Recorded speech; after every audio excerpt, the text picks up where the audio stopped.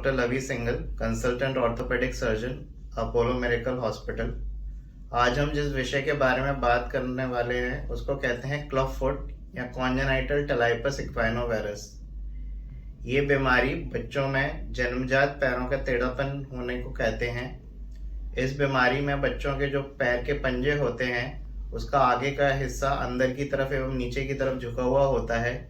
एड़ी जो होती है वो अंदर की तरफ झुकी हुई होती है और जो बच्चे के पंजे का आर्च होता है वो बढ़ा हुआ होता है।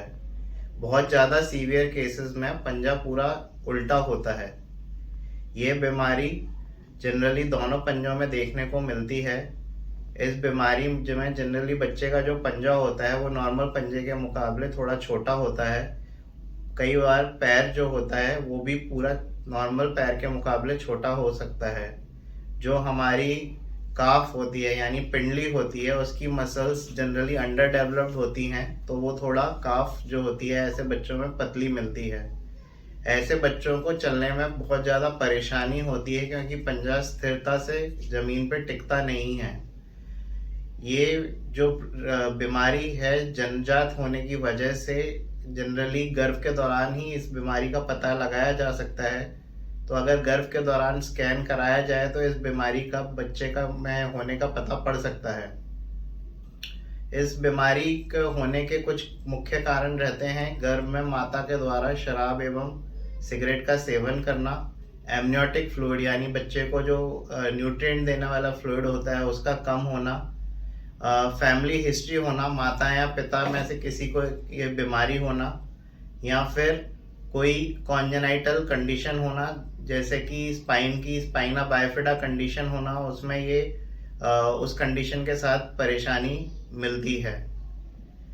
ऐसे बच्चों में जनरली जैसे कि मैंने कहा कि हमें गर्भ के दौरान ही अगर अल्ट्रासाउंड स्कैन कराया जाए तो हमें पता पड़ जाता है कि ये बच्चों में पैरों का तिरछापन या टेढ़ापन है। तो हम जैसे ही बच्चा पैदा होता है इसका ट्रीटमेंट स्टार्ट कर सकते हैं। इसका ट्रीटमेंट स्टार्ट जो करा जाता है उसमें हम पैर के बच्चा जो तिरछापन है उसको हम स्ट्रेच करके नॉर्मल पोजीशन पे लाने की कोशिश करते हैं और प्लास्टर लगाते हैं। ये प्लास्टर हर हफ्ते 2 हफ्ते बदला जाता है और जो इस प्लास्टर को बदलने के दौरान पेशेंट के बच्चे के पैर को वापस नॉर्मल पोजीशन में खींचा जाता है और प्लास्टर चेंज करा जाता है। ये 3 से 4 प्लास्टर करे जाते हैं जब तक कि पैर या फिर पंजा पूरी तरह सीधा ना हो जाए। इस मेथड को पॉन्सेटी मेथड कहा जाता है। एक दूसरा तरीका भी होता है जिसको फ्रेंच मेथड कहा जाता है, जिसमें बच्चे के पंजे को स्ट्रेच करके सीधा करा जाता है एवं स्प्लिंट के सपोर्ट से उसको वहां पे पकड़ा जाता है। दोनों ही कंडीशन में जब बच्चे के पैर सीधे हो जाते हैं तो बहुत ज़्यादा चांसेस होते हैं कि पैर का तिरछापन वापस लौट आए।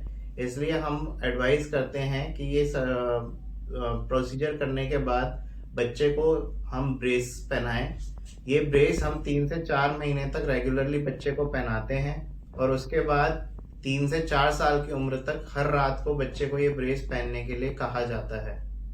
जिन बच्चों में ये परेशानी रहती है और पॉन्सेटी मेथड या फ्रेंच मेथड कारगर नहीं होता, या जिन बच्चों में ट्रीटमेंट बहुत लेट चालू करा जाता है जिसको नेग्लेक्टेड CTEV यानी जिन बच्चों में ट्रीटमेंट नहीं दिया गया है, तो उस केस में फिर हम बच्चे को एडवाइस करते हैं कि सर्जरी द्वारा, ऑपरेशन द्वारा बच्चे की विकृति को सीधा करा जाए और करेक्ट करा जाए।